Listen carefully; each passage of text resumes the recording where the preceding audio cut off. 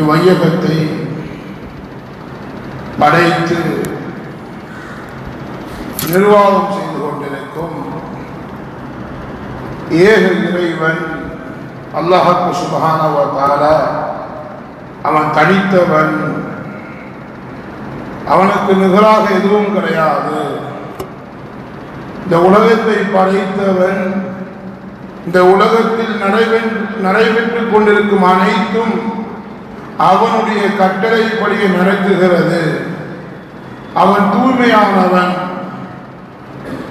அவன் நித்திய ஜீவன், அவன் யாரால் புறப்படவும் இல்லை, யார் அவன் மூலமாக யாரும் பிறந்ததும் கிடையாது என்று ஏக இறைவனை புகழ்ந்தவனாக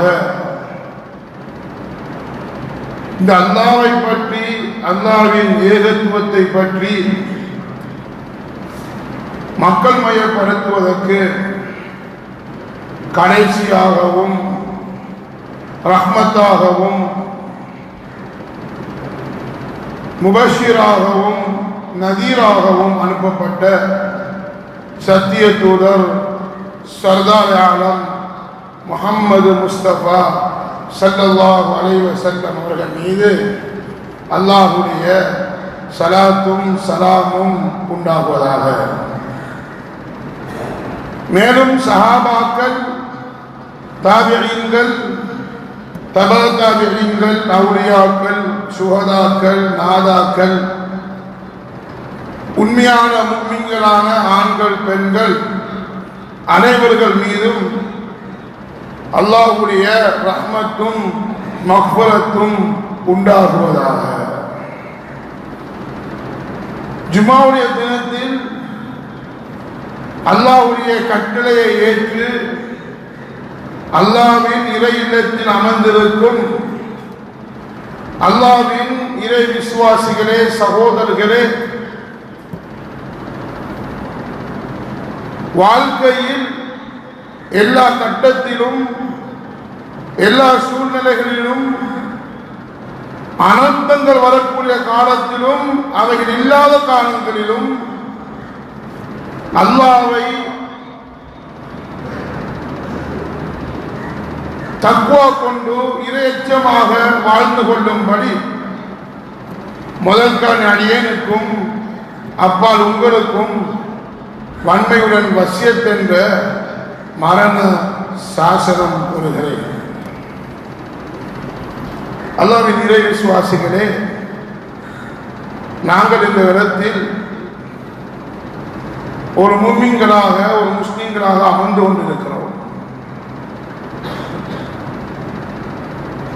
மூமின்களுக்கு பல சிறப்புகள் இருக்கிறது, முஸ்லிம்களுக்கும் பல சிறப்புகள் இருக்கிறது.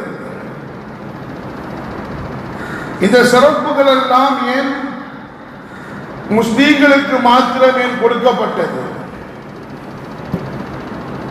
அல்லாஹ்வை ஏற்காத பிற மதத்தவர்களும் நம்மளை போன்ற மனிதர்களாகத்தான் வாழுகிறார்கள். அவர்களுக்கும் 2 கண், வாய், காது அனைத்தும் இருக்கிறது. ஆனால் குர்ஆனிலும் ஹதீஸிலும் முஸ்லிம்களுடைய முஃமின்களுடைய சிறப்புகள் அல்லாஹ் தஆலா பல இடத்தில் குறிக்காட்டுகிறான். ஸல்லல்லாஹு அலைஹி வஸல்லம் அவர்களும் பல இடங்களில் சொல்லி காட்டியிருக்கிறார்கள். இந்த சிறப்பு நமக்கு ஏன் வந்தது என்பதை ஒவ்வொரு ஆளும் யோசிப்போம். உதாரணமாக ஒரு சிறப்பை சொல்லலாம். ஒரு மனிதரை பார்த்து சிரிப்பது. ஒரு முஃமின், அல்லாஹ்வை ஏற்றுக்கொண்டவர், ஒரு மனிதரை பார்த்து சிரிக்கிறார். சிரிக்கிறதுக்கு காசு தேவையா? அந்த சிரிப்பதற்கு அல்லாஹ் நன்மையை எழுதுகிறான்.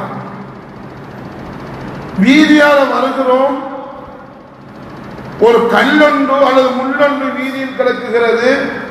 அந்த கல்லையும் அந்த முள்ளையும் சைட்டாக்கி ஓரமாக போடுகிறோம். அதற்கும் அல்லாஹ் நன்மை எழுதுகிறான்.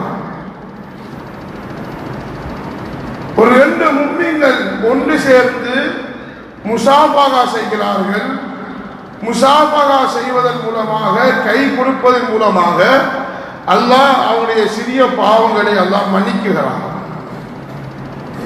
ஜும்மாவுக்கு வந்திருக்கிறோம், அடுத்த ஜும்மா வரைக்கும் நிகழக்கூடிய சிறிய பாவங்களை எல்லாம் மன்னிக்கிறான்.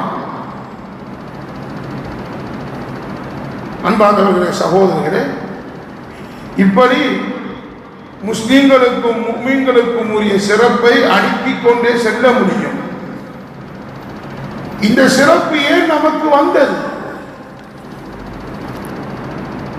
நாமும் சம்பாதிக்கிறோம், சாப்பிடுகிறோம், குடிக்கிறோம்.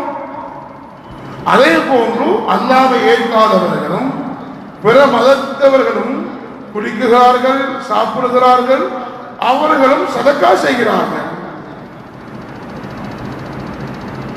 அந்த சிறப்பு அவர்களுக்கு சொல்லப்படவில்லை.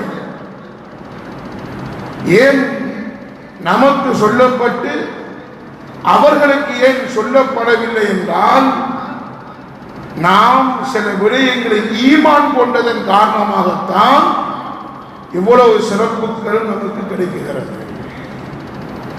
ஈமான் கொண்டிருக்கிறோம், அல்லாஹ்வை ஈமான் கொண்டிருக்கிறோம்.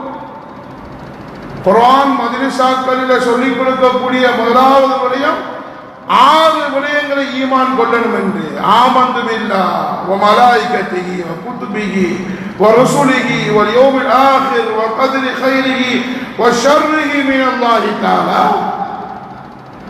அல்லாஹ்வை கொண்டு ஈமான், ஸல்லல்லாஹு அலைஹி வஸல்லம் மலக்குமார்களை கொண்டு ஈமான், ரசூல்மார்களை கொண்டு ஈமான், அல்லாஹ் வானத்திலிருந்து உலகத்தில் அனுப்பப்பட்ட கிதாபுகள், குத்துபுகளை கொண்டு ஈமான், கியாமத்து நாள் ஒன்று இருக்குகிறது என்று ஈமான், கவா கதிர் நடவும் கருதியும் அவனுடைய நாட்டப்படியே நடக்குகிறது என்ற ஈமான்.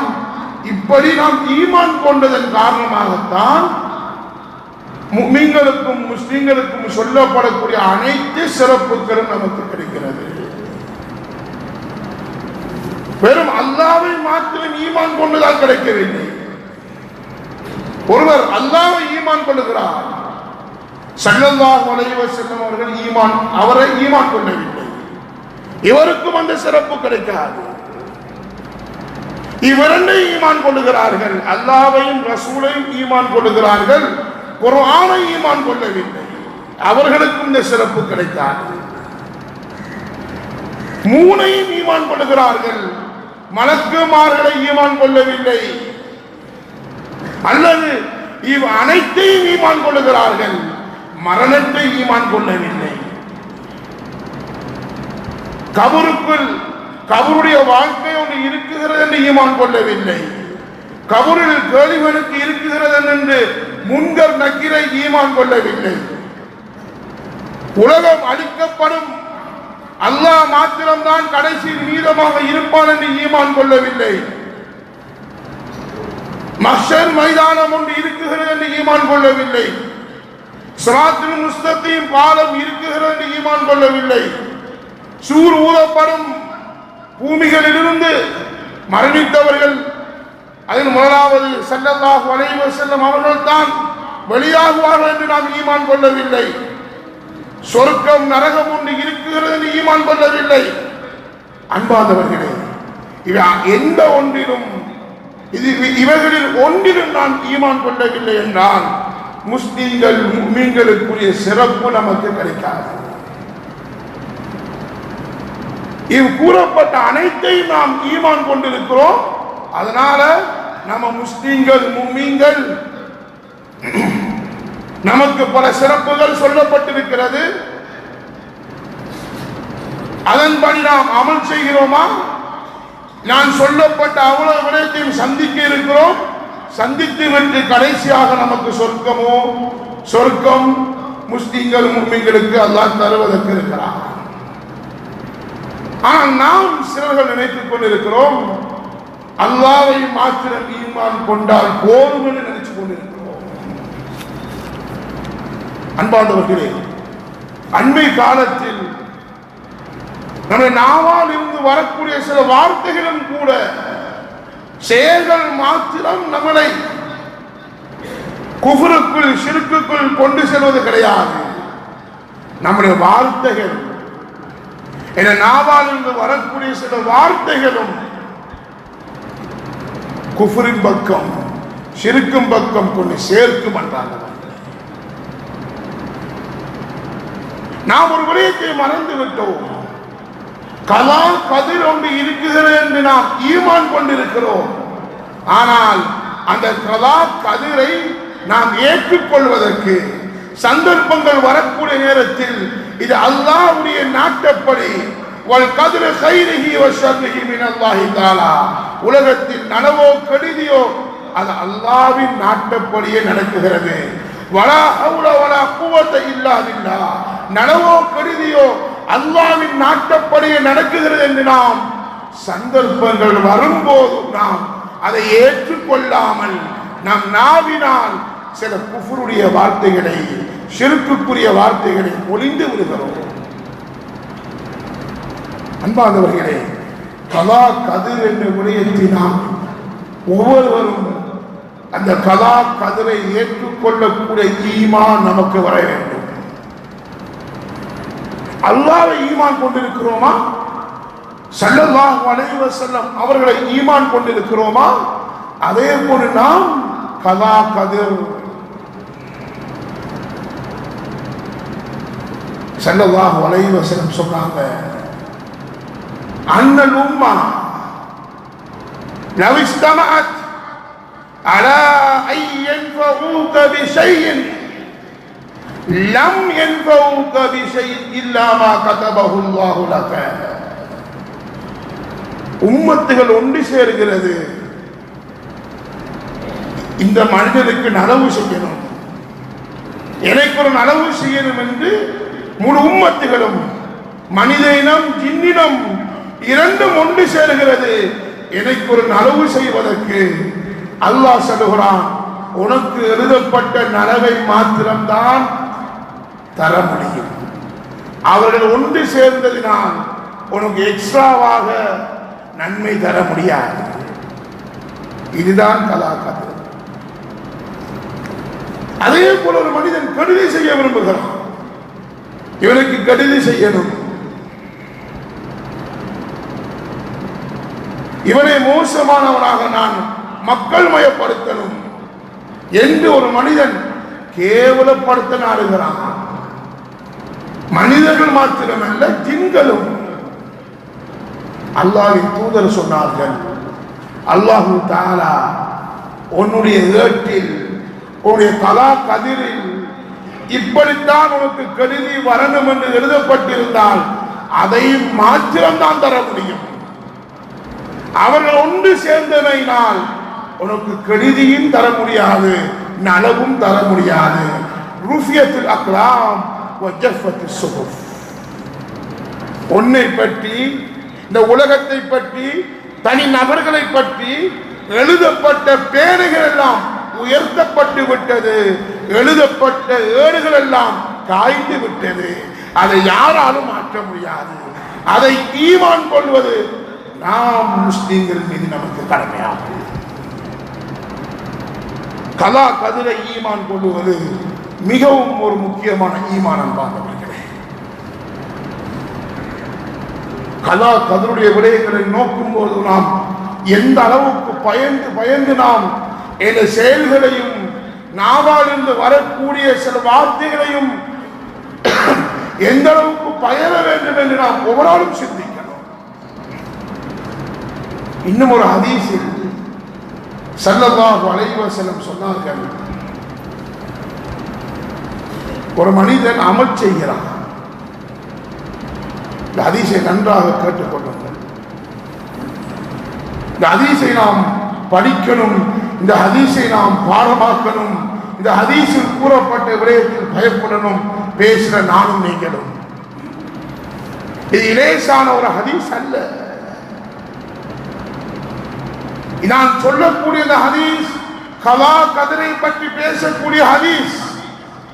இந்த ஹதீஸை நாம் ஒவ்வொருவரும் இந்த ஹதீஸை முன்னால் வைத்து நாம் பயந்து உலகத்தில் நடக்க வேண்டும். அன்பானவர்களே, சொன்னார்கள் ஸல்லல்லாஹு அலைஹி வஸல்லம், இன்ன ரஜுல லயஅமலு ஹத்தா மா யகூனு பைனஹு பைனல் ஜன்னா இல்லா திரா. ஒரு மனிதன் அமல் செய்கிறான். எந்த அளவுக்கு அமல் செய்கிறான்?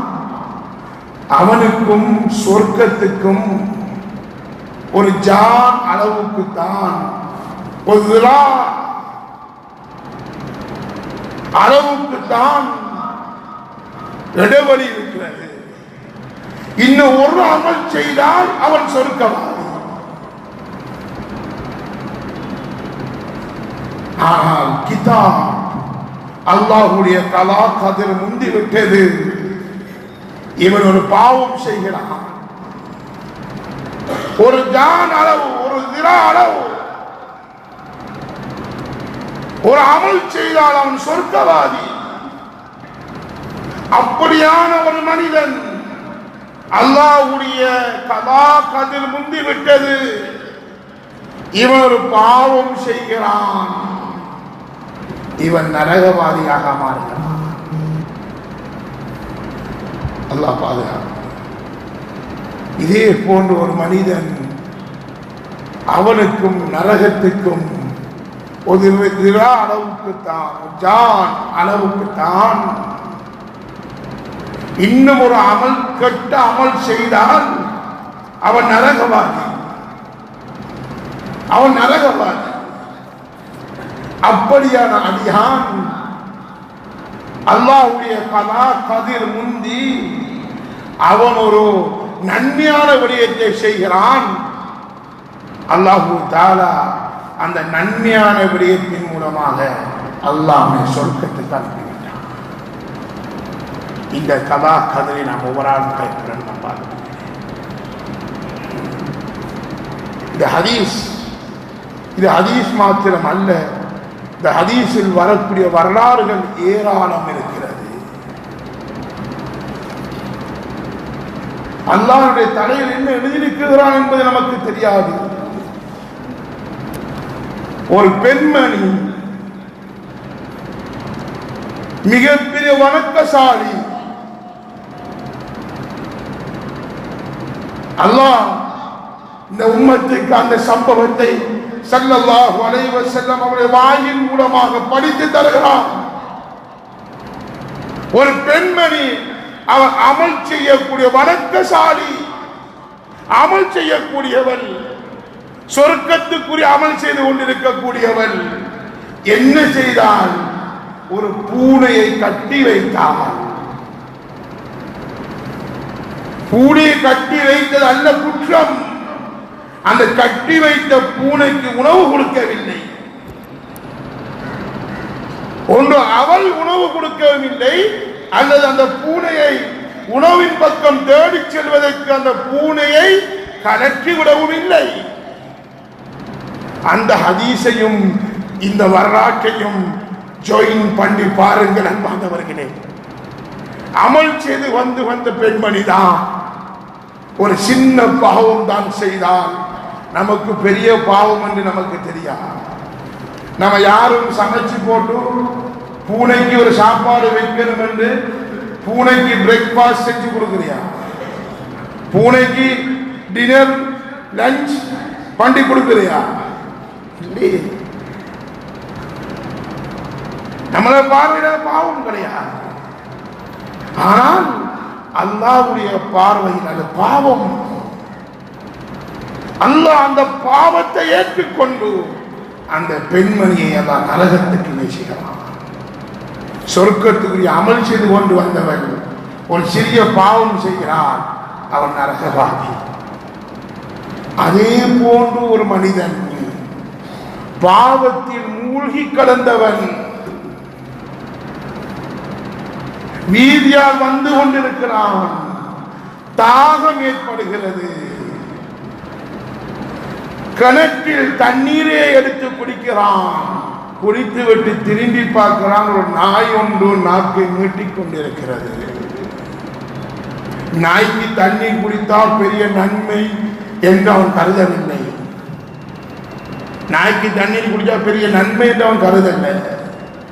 நம்ம இஸ்லாம் சொல்லுது நாய் வாய்ப்பட்டா 7 தடவை கழுவ சொல்லுது, அதுல ஒரு தடவை மண்ணை போட்டுதான் கழுவணும் என்று சொல்லுது.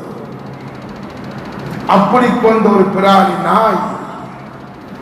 அந்த நாய்க்கு தன்னுடைய காலில் அணிந்திருந்த தோளால் செய்யப்பட்ட ஒரு கால் உரையை கலட்டி தண்ணீரை ஊற்றி அந்த நாய்க்கு தண்ணீர் புகட்டுகிறான். அவனுக்கும் நரகத்துக்கும் ஒரு ஜான் அளவுக்கு தான் இருந்துச்சு. அல்லாஹ் அந்த நாய்க்கு தண்ணீர் கொடுத்த அந்த அமலை ஏற்றுக்கொண்டான்.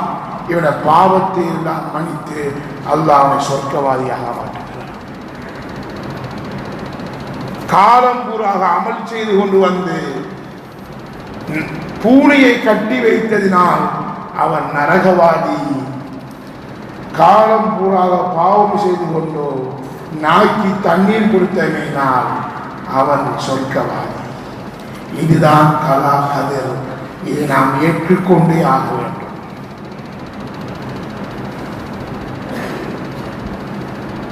குர்ஆனில் அல்லாஹ் ஒரு நபரை பற்றி சொல்லுகிறான். மூசா நபியுடைய காலத்தில் வாழ்ந்தவன். அல்லாஹ் அவனுக்கு எவ்வளவு பெரிய பாக்கியத்தை கொடுத்திருந்தா தெரியுமா? லவ்ஹுல் மஹ்ஃபூஸ், பாதுகாக்கப்பட்ட ஏடு. அந்த ஏட்டில் என்ன எழுதப்பட்டிருக்கிறது என்று பார்த்து உலகத்தில் இருக்கும் மனிதர்களுக்கு பாடம் நடத்தியவன். எவ்வளவு பெரிய பாக்கியம்! நாம் பாடம் நடத்துகிறோம் எழுதப்பட்டிருக்கிற கிதாபை பார்த்து. அல்லாஹ் டைரக்ட் லவ்ஹுல் மஹ்ஃபூஸை பார்த்து பாடம் நடத்துகிறான். அல்லாஹ் அவனை எவ்வளவு விரும்பியிருப்பான். எவ்வளவு விரும்பியனால அல்லாஹ் அந்த பாக்கியத்தை கொடுத்திருப்பான். நம்ம யோசிக்கலாம், அல்லாஹ் இவனுக்கு உலகத்திலே இப்படி பாக்கியத்தை கொடுத்தா சொர்க்கத்திலே எப்படி கொடுப்பான் என்று யோசித்திருக்கிறான். கலா கதிர், அவன் சொர்க்கவாதியாக மாறுகிறான். மூசா நபிக்கு எதிராக துஆ செய்கிறான். அல்லாஹ் குர்ஆனில் சொல்லுகிறான், நீ லவ்ஹுல் மஹ்ஃபூஸை பற்றி பாடம் நடத்தியவன் தான், நீ நாயை விடவும் கேவலமானவர் என்று குர்ஆன் சொல்லுகிறது. கலா கதிர் எப்படிப்பட்டது அன்பானவர்களே! யூனுஸ் நபி குர்ஆனில் சொல்லப்பட்டிருக்கக்கூடிய ஒவ்வொரு வரலாறும் வரலாற்றை படித்துவிட்டு கடந்து போகக்கூடியது அல்ல. ஒவ்வொரு வரலாற்றிலும் அல்லாஹ் ஆயிரக்கணக்கான படிப்பினையை வைத்திருக்கான். ஏன் இந்த படிப்பினையை எல்லாம் அல்லாஹ் நமக்கு கூறுகிறான் என்றால், இப்படியான சமுதாயம் வாழ்ந்தது, அந்த சமுதாயங்களை போல நீங்கள் வாழ்ந்து விடாதீர்கள். நீங்க புத்திசாலியாக இருந்தா இந்த படிப்பினைகளை பார்த்து படிப்பினை பெற்றுக் கொள்ளுங்கள். அன்பார்ந்தவர்களே, சகோதரிகளே, யூசுப் நபி அலைஹிஸ்ஸலாத்து வஸ்ஸலாம் இந்த கலா கதிரை நம்ம எந்த அளவுக்கு ஈமான் கொள்ளணும் என்கிறதுக்கு தான் இவ்வளவு வரலாற்றையும் சொல்கிறேன். குர்ஆனில் அல்லாஹ் கூறிய சம்பவம், ஒரு பெண்மணி பாவத்துக்கு அழைக்கிறான். அதை யூசுப் நபி ஏற்றுக்கொள்ளவில்லை. ஓடுகிறார்கள். கதவை மூடிவிட்டால் எப்படியான சந்தர்ப்பம்! அழகான நபி, அழகான பெண்மணி ஓடுகிறார்கள். அவருடைய நபியுடைய சக்தியை பிக்கிறான். அல்லாஹ்வுடைய கலா கதிர் தீர்ப்பாகிறது. பாவம் செய்தவள், பாவத்துக்கு அழைத்தவள் மாளிகைக்குள் வாழ்ந்து கொண்டிருக்கிறாள். பாவமே செய்யாத, பாவத்தை கண்டு விரண்டோடிய யூசுப் நபி சிறைச்சாலைக்கு வாழ்ந்து கொண்டிருக்கிறார். இதுதான் கதாகதம். அல்லாஹ் எழுதியிருக்கிறார் யூசுப் நபியுடைய கதாகதம் இப்படித்தான் இருக்கணும் என்று. பாவம் செய்தவர் அரண்மனைக்குள் வாழ்ந்து கொண்டிருக்கிறார், அழகான சாப்பாடு சாப்பிட்டுக் கொண்டிருக்கிறார், குடிப்புகள் குடித்துக் கொண்டிருக்கிறார். 11 வருஷம் கிட்டத்தட்ட யூசுப் நபி எந்த பாவமும் செய்யாதவர். அந்த பெண்மணியுடைய கணவனுக்கு புரிந்து விட்டது யூசுப் நபி எந்த பாவமும் செய்யாத நபி என்று விளங்கியும் ஏதோ அல்லாஹ்வின் கதா கதிர் அவர் சிறைச்சாலைக்கு செல்லுகிறார். இதுவும் கதா கதிர் தான். அதே போன்று அதே யூசுப் நபியிடத்தில் முழு ஊரும் சேர்ந்து பஞ்சம் வரப்போகிறது. இதற்குரிய பஞ்சம் வராமல் இருப்பதற்கு என்ன செய்ய வேண்டும் என்று முழு ஊரும் சேர்ந்து மினிஸ்ட்ரி பட்டத்தை கொடுத்து, ஃபுட் மினிஸ்ட்ரியை கொடுத்து அபிப்பிராயம் கேட்க வைத்தலும் கதாகதர். அல்லாஹ் கொடுத்ததை யாராலும் தடுக்க முடியாது. அல்லாஹ் தடுக்க நினைத்தால் யாராலும் கொடுக்க முடியாது. மூசா அலைஹிஸ்ஸலாத்து வஸ்ஸலாம் ஃபிரௌனுக்கு சொல்லப்பட்டது, உன்னை அழிப்பதற்கு ஒரு குழந்தை பிறக்க போகிறான் என்று சொல்லப்பட்டது. இவர் நினைத்தார், பிறந்தால் தானே அவன் பெரியவன் ஆகினாத்தானே என்னை அழிக்க முடியும் என்று நினைத்தான். நினைத்து பிறந்த குழந்தை எல்லாம் வெட்டி வீசினான், கொலை செய்தான். அன்பார்ந்தவர்களே, அல்லாஹ்வின் கதா கதிரில் எழுதப்பட்டிருந்தது, அல்லாஹ்வின் கதா கதிரில் எழுதப்பட்டிருந்தது, ஃபிரௌனே உன்ட வீட்டுக்குள் வைத்தே நான் உனக்கு எதிரானவனை வளர்ப்பேன். மூசா நபியை அல்லாஹ் ஃபிரௌன் வீட்டுக்குள் வைத்தே வளர்த்தான். அன்பார்ந்தவர்களே, இதுதான் கதா கதிர். ஒரு ஆணும் பெண்ணும் சேர்வதன் மூலமாகத்தான் குழந்தை பிறக்க வேண்டும் என்று நாம் நினைத்திருக்கிறோம். ஆனால் அல்லாஹ்வின் கதா கதிரில் ஆணும் பெண்ணும் சேராமலும் என்னால் குழந்தையை உருவாக்க முடியும் என்று ஈசா நபியுடைய வரலாறு நமக்கு சொல்லித் தருகிறது. தகப்பன் இல்லாமல் குழந்தை பிறக்குகிறது. யூனுஸ் நபி கடலில் சென்று கொண்டிருக்கிறார்கள். கடலுக்குள் விழுந்து விட்டார்கள். தள்ளி அந்த பெரிய சரித்திரம் அது. அன்பார்ந்தவர்களே, நாம் கேள்விப்பட்டிருக்கிறோம், ஆள் கடலில் சென்றவர்கள் அவருடைய மீன் ஒன்று அவரை விழுங்கி விட்டது என்று நாம் கேள்விப்பட்டிருக்கிறோம். ஆனால் யூனுஸ் நபியை மீன் விழுங்கியது, ஆனால் சாப்பிடவில்லை. ஏனென்றால் அல்லாஹ் எழுதிவிட்டான், யூனுஸ் நபியுடைய தலையில் கதா கதிரை அல்லாஹ் எழுதிவிட்டான். நீ மீன் விழுங்கத்தான் முடியும், ஆனால் சாப்பிட முடியாது.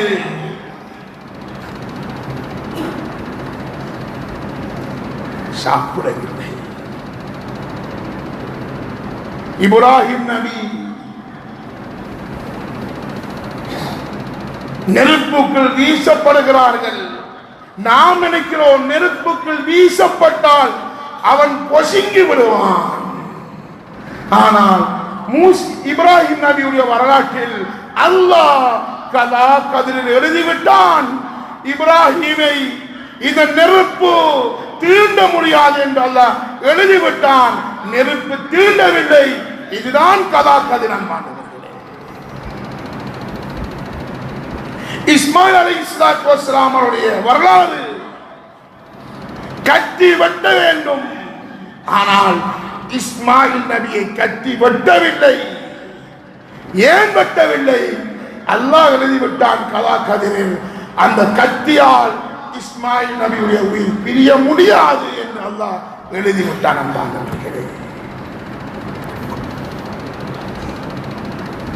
நபியுடைய வரலாற்றை பாருங்கள். எத்தனையோ சோதனைகள், ஹிஜ்ரத் செல்லும் போது வீட்டை சூழ்ந்து விட்டார்கள். நபி செல்லுகிறார்கள். அந்த சென்றதும் கூட அங்கே வந்த மக்காவில் உள்ள யகூதிகளுக்கு விளங்கவில்லை. சவுர் குகைக்கு போல் அடைபடுகிறார்கள். அந்த சவுர் குகையை சுற்றி விட்டார்கள். அனைத்து இடத்திலும் தேடுகிறார்கள். கொஞ்சம் கீழே குனிஞ்சிருந்தா நபியும் அபூபக்கர் சித்திக் ரலியல்லாஹு தஆலா அன்ஹு அவர்கள் இருவரும் இருந்ததை கண்டிருக்க முடியும். இருவரும் தான் இருந்தார்கள், கொண்டிருக்க முடியும். ஆனால் அல்லாஹ்வின் கலா கதிரில் எழுதப்பட்டு விட்டது, இவர்களினால் அவர்கள் 1000 பேர் வரட்டும், என்னுடைய நபியையும் அபூபக்கரையும் ஒன்றும் செய்ய முடியாது என்று அல்லாஹ் கலா கதிரில் அல்லாஹ் எழுதிவிட்டான். அதனால் அந்த ஹிஜ்ரத்துடைய சந்தர்ப்பத்தில் சவுர் குகையில் பாதுகாக்கப்பட்டார்கள். அதே நபிக்குத்தான் இப்படி செய்த அதே நபிக்குத்தான் நபி ஸல்லல்லாஹு அலைஹி வஸல்லம் அவர்கள் ஒரு யுத்தத்துக்கு இருக்கும் நிலைமையில் ஒரு பெண்மணி பாலை கொண்டு புகட்டுகிறாள். அந்த பாலுக்குள் நஞ்சு கலக்கப்பட்டிருந்தது. ரசூலுல்லாஹ்வுக்கு தெரியவில்லை. அந்த ரசூலுல்லாஹி ஸல்லல்லாஹு அலைஹி வஸல்லம் சொல்லுகிறார்கள், அங்கே நான் குடித்த அந்த பாலுடைய வேதனையை என்ற சக்கராத்துடைய நிலைமையில் நான் அனுபவித்துக் கொண்டிருக்கிறேன் என்று சொன்னதும் அல்லாஹ்வுடைய கதா கதிர். அன்பார்ந்தவர்களே, ஆகையால் அன்பார்ந்தவர்களே, கதா கதிரை ஏற்றுக்கொள்ள பழகுங்கள். கதா கதிரை ஏற்றுக்கொள்ள பழகுங்கள். அனர்த்தம் வருகிறதா, அது அல்லாஹ்வுடைய நாட்டம். அனர்த்தங்கள் வருவது ஒன்று நம்முடைய அந்தஸ்தை அல்லாஹ் கூட்டுவதற்கு. இப்படியான அனர்த்தங்கள் எல்லாம் வர முடியும். மனிதர்களே, விழிப்பாக இருந்து கொள்ளுங்கள். நீங்கள் அல்லாஹ்வின் பக்கம் விரைந்து கொள்ளுங்கள். பாவத்திலிருந்து மீண்டு கொள்ளுங்கள். அந்த அனர்த்தத்தினால் நடந்த விடயத்தை நாம் சொல்லுவது எப்படி? அது நடந்திருந்தால், இது நடந்திருந்தால், மதரசாவுக்கு லீவு கொடுக்காமல் விட்டிருந்தால், காரதீயூரில் அந்த வீதியில் மாணவர்கள் போகாமல் இருந்திருந்தால், ரெக்டரில் ஏறாமல் இருந்திருந்தால், இப்படி நடந்திருந்தால், தாள் தாள் தாள் என்கூடிய வார்த்தைகள் அன்பார்ந்தவர்களே, சிறுக்கக்கூடிய வார்த்தை அன்பார்ந்தவர்கள், சிறுக்கக்கூடிய வார்த்தை அன்பார்ந்தவர்கள். அது மதரசாக்கள் லீவ் கொடுத்ததும் அல்லாஹ்வுடைய கலா கதிர் தான். அவர்களும் பாதுகாப்பாக ஏறிட சொல்கிறேன் என்றால், சில மூதேவிகள் அன்பார்ந்தவர்களே கோபித்துக் கொள்ளுங்கள். முஸ்லிம் சமுதாயத்தில் இருந்து கொண்டு முஸ்லிம்களை காட்டிக் கொடுக்கும் சில பணத்தை வாங்கிக் கொண்டு எழுதி கொண்டிருக்கும் அன்பின் சகோதரர்களே, பயந்து கொள்ளுங்கள். நாம் சமுதாயத்தை நாம் காட்ட முடியாது. நாம் எல்லோரும் மனிதர்கள். உலமாக்களும் மலக்குமார்கள் அல்ல, ஆலிம்களும் மலக்குமார்கள் அல்ல. அவர்களும் மனிதர்கள் தான், தவறு செய்யலாம். யாராவது சொல்ல முடியுமா, நான் உலகத்திலே பாவமே செய்யறது என்று ஒரு அவுலியாவை கூட்டிட்டு வாங்க பார்ப்போம். அல்லாஹ் சொல்றான், நீங்க பாவம் செய்யணும், தௌபா செய்யணும். நீங்க பாவமே செய்யலன்னா, பாவம் செய்யற சமுதாயத்தை நாங்க உருவாக்கி பாவம் செய்ய வச்சு தௌபா கேட்க வைப்பனா? இந்த உலமாக்களுக்கு அறிவில்லையா? லீவு கொடுக்கணுமா, அது செய்யணுமா, ரெக்டர்ல அனுப்பணுமா? அன்பார்ந்தவர்களே, இது கலா கதிர். அன்பார்ந்தவர்களே, கலா கதிர் ஒன்றும் செய்ய இயலாது. மரணம் என்பது நம்மளால் யாருக்கும் கொடுக்க முடியாது. நான் நினைச்சார் ஆளுக்கு மரணத்தை கொடுக்கணும் என்று அந்த பவரை அல்லாஹ் யாருக்கும் கொடுக்கல. குர்ஆன் சொல்லுது, இன்னல்லாஹ இன்னஹு, அல்லாஹ்விடத்தில் சில விடயங்கள் இருக்கிறது, அது அல்லாஹ்வுக்கு மாத்திரம்தான் தெரியும். அல்லாஹ்வுக்கு மாத்திரம்தான் தெரியும், வேற யாருக்கும் கிடையாது. நபிக்கு கூட அல்லாஹ் அறிவிச்சு கொடுத்தால் மாத்திரம்தான் நபிக்கும் தெரியும். இன்னல்லாஹ இன்னஹு இல்முஸ் ஸாஆ, கியாமத்தினால் எப்ப வரணும் என்ற அறிவு அல்லாஹ்வுக்கு தான் இருக்கு. அது யாருக்கும் இல்லை.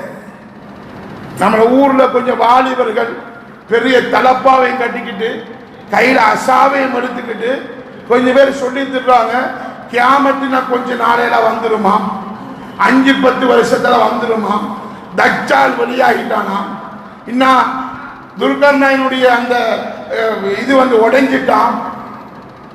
அன்பார்ந்தவர்களே, இது யாராலும் சொல்ல முடியாது. அது 8 முழக்க தலப்பா இல்ல, 15 முழக்க தலப்பா கட்டிட்டு வந்தாலும் ஏற்றுக்கொள்ளலாம். ஏன்னா இல்மு ஸாஆ, இன்னல்லாஹ இன்தஹு இல்மு ஸாஆ, கியாமத்தினால் எப்ப வரணும் என்று அது அல்லாஹ்வுக்கு தான் தெரியும். அல்லாஹ் நபிக்கு சில அடையாளத்தை சொல்லிக் கொடுத்திருக்கிறான். கியாமத்து வரக்கூடிய அடையாளம் என்ன? கிழக்கில் உதிக்கும் சூரியன் மேற்கில் உதிக்க வேண்டும், ஈசா நபி இறங்க வேண்டும், மஹ்தி அலைஹிஸ்ஸலாம் இறங்க வேண்டும் என்பதெல்லாம் அடையாளம். அந்த அடையாளத்தை நாம் சொல்ல முடியாது. 2030 வரும், 2050 வரும் என்று சொல்லுகிறார். இஸ்லாம் என்ன சொல்லுது? சொல்லப்பட்டிருக்கக்கூடிய கியாமத்துடைய அடையாளம் வருகிறா, வார நேரத்தில் ஈமான் கொண்டு கொள்ளுங்க. அதுல கையை போட்டு நம்ம அலச தேவையில்லை. இரண்டாவது குர்ஆன் சொல்லுது, நம்ம பெய்கிற மழை இருக்கே, அந்த பெய்கிற மழை எப்ப வரும் என்று அல்லாஹ்வுடைய கையில தான் இருக்கு. 26ஆம் தேதி சூறாவளி வரும் என்று சொன்னாங்க. சூறாவளி வரல, இனி மழைதான் என்று கொஞ்சம் பேர் சொல்லி தெரிஞ்சாங்க. 2 நாள் பேஞ்ச மழையை வச்சு கொஞ்சம் பேர் சொல்லி தெரிஞ்சாங்க, இனி மழைதான் ஃபுல்லா. சிலாக்கள் சொல்ற டிசம்பர் ஃபுல்லா இனி மழைதான். இது சிரிப்புக்குரிய வார்த்தை. அல்லாஹ்வை வச்சு சொல்லணும். அல்லாஹ் நாடினா நடக்கலாம். வயுனஸ்ஸுல் கைஸ், மழையை பொழிய வைக்கக்கூடிய சக்தியும் ஆற்றலும் அல்லாஹ்வுக்கு மாத்திரம் தான் இருக்கிறது. மூணாவது வயஅலமு மா ஃபில் அர்ஹாம், குறிப்பிட்ட காலத்துக்குள் தன்னுடைய மனைவியின் வயிற்றில், பெண்ணுடைய வயிற்றில் இருக்கும் அது ஆணா பெண்ணா என்று சொல்லக்கூடிய அறிவு அல்லாஹ்வுக்கு மாத்திரம் தான் இருக்கிறது. நான்காவது வமா தத்ரி நஃப்சுன் மா லா தக்ஸிபு கதா, மறுகணம் அடுத்த நிமிடம் என்ன நடக்கும் என்கிறது யாருக்கும் தெரியாது. ஐந்தாவது தான் இப்ப நாளையில நாம் ஈமான் கொள்ளக்கூடிய விடயம், வமா தத்ரி நஃப்சுன் பி ஐயி அர்தின் தமூத், இந்த ஆத்மா இந்த இடத்தில் தான் மரணிக்கணும் என்று அல்லாஹ் எழுதிவிட்டால் அந்த இடத்தில் ஒரு நிமிடம் முந்தாக மாட்டாது, பிந்தாக மாட்டாது, அந்த மரணம் அடைந்தே தீர வேண்டும். ஒரு மரணம் எங்கே மரணிக்க வேண்டும் என்று அல்லாஹ் எழுதிவிட்டானோ அதற்கு வயசு கிடையாது, அதற்கு பதவி கிடையாது. கொரோனாவுடைய காலத்தில் கை குழந்தையும் மரணித்தார்கள் தான், அது அல்லாஹ்வின் கலா கதிர். ஸல்லல்லாஹு அலைஹி வஸல்லம் சொன்னார்கள், ஒரு ஆத்மா எந்த இடத்தில் மரணிக்கணும் என்று அல்லாஹ் எழுதியிருக்கிறானோ அந்த இடத்தில், அந்த இடத்தின் பக்கம் அந்த அடியானை அல்லாஹ் தேவையாக்குவான். இது ஹதீஸ், நல்லா விளங்கிக் கொள்ளுங்கள். ஒரு அடியான் எந்த இடத்தில் மரணிக்க வேண்டும் என்று அல்லாஹ் எழுதியிருக்கிறானோ இஹ்தாஜ இலைஹி, அந்த இடத்தின் பக்கம் அந்த அடியானை எழுதியிருப்பான், தேவையாக்குவான். இவரு கொழும்புக்கு போனாராம், கொழும்புக்கு போற இடையில மௌத்தாயிட்டாராம். கொழும்புக்கு போகாம இருந்திருக்கிறாங்க, இன்றைக்கு போகாம நாளைக்கு போய்க்கிறாங்க. இவர் இந்த பஸ்ல போனையா, அந்த பஸ்ல எக்ஸ்ட்ரம் பட்டால் மௌத்தா. அப்பவே நான் சொன்னேன், நீ இந்த பஸ்ல போகாத, அந்த பஸ்ல போன்னு சொன்னேன். இவர் என்ன பேச்ச கேட்டிருந்தா இன்றைக்கு மரணிச்சிருக்க மாட்டாரு.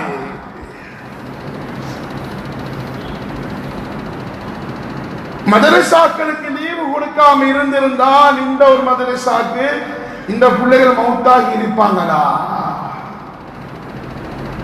ஏன் இவங்க இந்த ஒரு அந்த மாவடி பள்ளியார அனுப்பினாங்க, அள்ளி முள்ளியார் அனுப்பியிருந்தா இந்த பிள்ளைகள் தப்பி இருக்குமே. அன்பார்ந்தவர்களே, இதெல்லாம் குஃபருக்குரிய வார்த்தைகள். குர்ஆன் சொல்வது, எந்த பூமியில் எவர் மரணிக்க வேண்டும் என்பதை அல்லாஹ் எழுதிவிட்டான். எந்த இடத்தில் எவர் மரணிக்க வேண்டும் என்று அல்லாஹ் எழுதியிருக்கிறானோ அந்த இடத்தின் பக்கம் அந்த அடியானை அல்லாஹ் தேவையாக்குவான் என்று முஹம்மது முஸ்தபா ஸல்லல்லாஹு அலைஹி வஸல்லம் அவர்கள் ஈமான் சொல்லியிருக்கிறார்கள். ஈமான் கொள்வது நமக்கு கடமை. அன்பார்ந்த சகோதரர்களே, அனர்த்தங்கள், பல அனர்த்தங்களை நாம் கொஞ்ச காலமாக நாம் எதிர்நோக்கி கொண்டிருக்கிறோம். கொரோனா என்று எதிர்நோக்கினோம், ஜஹரான் என்று எதிர்நோக்கினோம், இப்ப வெள்ளம் என்று எதிர்நோக்கிறோம், நோய் என்று எதிர்நோக்கினோம். இந்த அனர்த்தங்கள் எல்லாம் ஏன் வருது என்கிறதை சிந்திச்சோமா? நாம யாரும் அனர்த்தம் வருகிறே என் வாழ்க்கையில் இருக்கிற பாவத்தை விடணும் என்று பாவத்தை விட்டவர்கள் எத்தனை பேர்? குர்ஆன் சொல்வது, பாவத்தின் மூலமாகத்தான் நீங்கள் சோதிக்கப்படுவீர்கள்.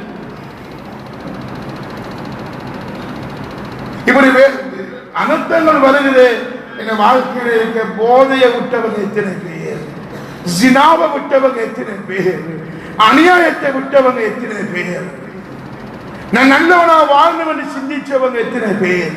இந்த அனர்த்தத்தில் நானும் அம்பிட்டிருந்தா, நானும் மரணிச்சிருந்தா, அல்லாஹ் நாடி இந்த நேரத்தில் மரணிச்சிருந்தா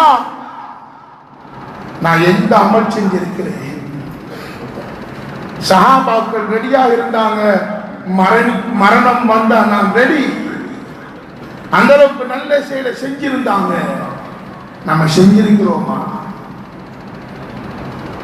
மக்கள்கள் எவ்வளவு பேர் கஷ்டத்தில் வாழ்ந்து கொண்டிருக்கிறாங்க. இந்த நேரத்தில் இந்த பணத்தை செலவழிக்காட்டி நான் எப்ப போய் செலவழிக்க போறேன்? கல்முனையில சில கடைகளுக்கு தண்ணி வந்துச்சு. ஏன் இதை பிராக்டிகலாக சொல்லணும்னா, நம்ம சிந்திக்கணும், நம்ம யோசிக்கணும். அந்த கடைக்கு அந்த தண்ணீர் வந்தது கொஞ்சம் கூடையாக வந்திருந்தா நம்ம கடைகளுடைய நிலைமை என்ன? கடைகளுக்குள்ள இருக்கிற பொருட்களுடைய நிலைமைகள் என்ன? எத்தனை ஊர்களில் கடைக்குள்ள இருந்த பொருட்கள் எல்லாம் நாசமாகிட்டு பார்த்துட்டு தான் இருக்கிறோம். இது எந்த கடைக்கும் வராம அல்லாஹ் பாதுகாத்திருக்கான் என்றால் நம்ம எந்த அளவுக்கு அல்லாத பாதையில் இந்த நேரத்தில் செலவழிக்கணும். இன்னுமே சில செல்வங்களுக்கு நீயத்தே வரல. கொஞ்சம் செல்வங்கள் இருந்தாங்க. கொரோனாவுடைய காலத்துல இந்த பள்ளிவாசல்ல கொரோனா காலத்துல கஞ்சி கொடுக்கணுமா என்று கஞ்ச கேன்சல் பண்ணவங்க இருக்காங்க. நோன்பு காலத்துல அன்பார்ந்தவர்களே, இந்த நேரத்தில் தான் அல்லாஹ் நம்ம செல்வங்களுக்கு சோதிக்கிறான். நீ செலவழிக்கிறையான்னு பார்த்து அதுக்கு ஒரே ஒரு சம்பவத்தை சொல்லி முடிச்சிடணும். பயான பனு இஸ்ராயேலுடைய காலத்தில் 3 பேர் வாழ்ந்தாங்க. ஒரு ஆளுக்கு வெண்குஷ்டம், ஒரு ஆளுக்கு மொட்டை தலை, ஒரு ஆளுக்கு குருடு. 3 பேர்த்தையும் மலக்குமாறு வாராங்க. 3 பேர்த்தையும் மலக்குமாறு வந்து உங்களுக்கு என்னென்ன வேணும் என்று கேட்கிறாங்க. நீ கேட்கிறத தருவேன்.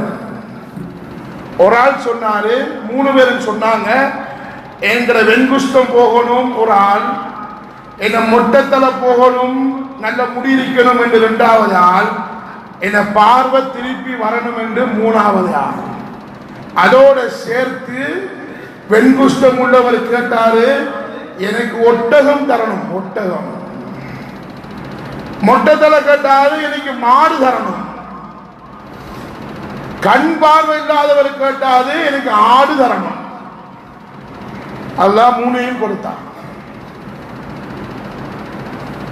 அல்லாவே ஒன்றும் இல்லாம நம்ம வந்தோம்.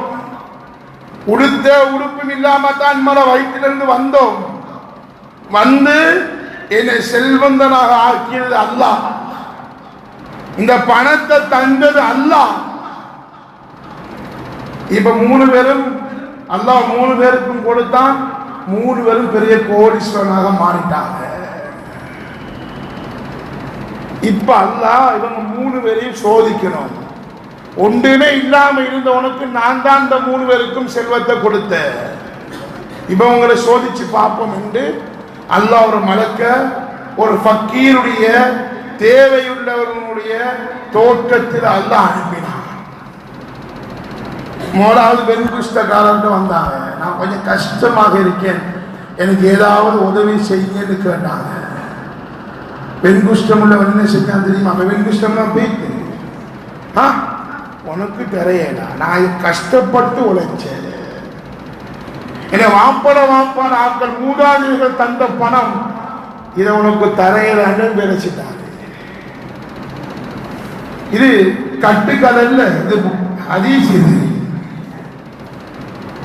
இப்ப 2வது ஆள் மொட்டத்தலை இருந்தவர்கிட்ட வந்த மொட்டத்தலை சொன்னிச்சு, நான் உனக்கு தரையலா, நான் கஷ்டப்பட்டு உழைச்சேன். மூத்தவர் என்ன சொன்னாலும் அதே மாதிரி வரும் சொன்னார். இப்ப 3வது ஆள்கிட்ட போனாங்க. கண் கூடாக இருந்தவர்கிட்ட, எனக்கு கஷ்டமாக இருக்குது, ஏதாவது உதவி செய்யுங்கன்னு கேட்டாங்க. அந்த அடியான் சொன்னான், இதை தந்தவன் அல்லாஹ். நானும் ஒரு கண் பார்வையற்றவனாகத்தான் இருந்தேன். என் கண் பார்வையை தந்து என்னை செல்வந்தனாக ஆக்கியது அல்லாஹ். இதோ ஆட்டுப்பட்டு இருக்கிறது, நீ விரும்பி ஆட்டை எடுத்துக் கொண்டு போ. அன்பார்ந்தவர்களே, அல்லாஹ் என்ன செஞ்சான் தெரியுமா? வெண்குஷ்டம் உள்ளவருடைய மொட்டத்தலை உள்ளவர்களுடைய அனைத்து செல்வத்தையும் அல்லாஹ் பிடுங்கி எடுத்தான். அல்லாஹ் தந்ததை நீ மறுத்தாயா?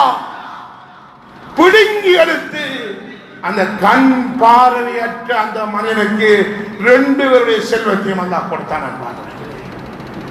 இந்த காலத்தில் தான் வாழ்ந்து கொண்டிருக்கிறோம். அனர்த்தங்கள் வரும்போது, மக்களுக்கு கஷ்டங்கள் வரும்போது இந்த ஹதீஸ் நமக்கு வரணும்.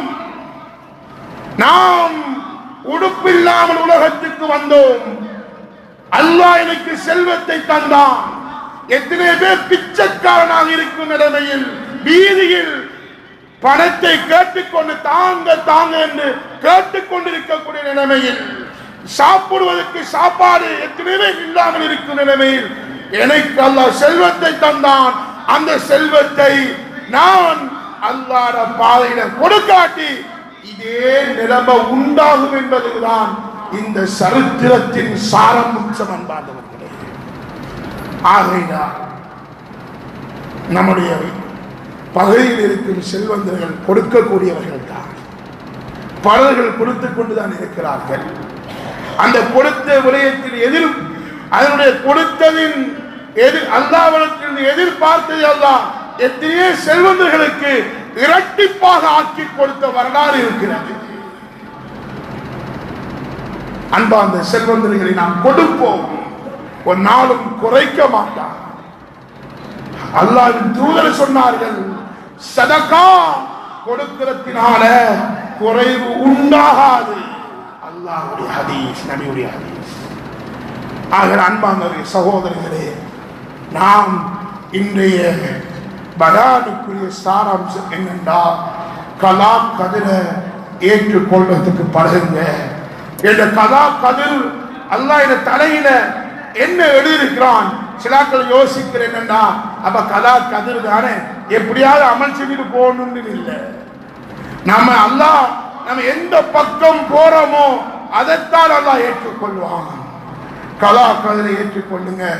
அனர்த்தங்கள் வரும்போது நாம் அல்லாஹ் இந்த பாவத்தை மன்னிக்கிறதுக்கு ஒரு ஷோ காட்டான். இந்த அனர்த்தம் எனக்கு வந்துடக்கூடாது என்று பாவங்கள் ஏதாவது என்ற வாக்கில் இருக்கும் என்றால் பாவத்தில் இருந்து தௌபா செய்து கொள்ளுங்கள். மூன்றாவது, இந்த அனர்த்தங்கள் வரும்போது அல்லாஹ் என்னை ஒரு செல்வந்தனாக வைத்திருக்கிறானா, என்ற செல்வத்தில் இந்த ஏழைகளுக்கு ஏதாவது கொடுக்கணும் என்ற மனப்பான்புடன் இந்த மூனையும் என்ற வாழ்க்கையில் எடுத்துக் கொள்வதற்கு எல்லாம் அல்லாஹ் எனக்கு உங்களுக்கு தௌபீக் செய்வானாக.